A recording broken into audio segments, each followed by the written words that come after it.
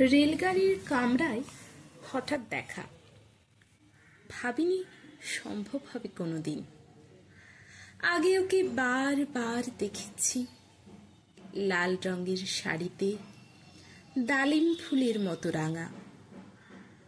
আজ পরেছে কালো রেশমের কাপড়, আঁচল তুলেছে মাথায়, দোলন চাপার মতো চিকন গোর মুখখানি ঘিরে।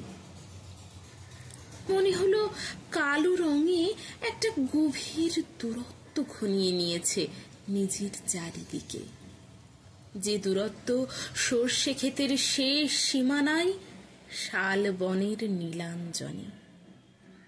থমকে গেল আমার সমস্ত মনটা। চেনা লোককে দেখলাম অচেনার গাম্ভীর্যে।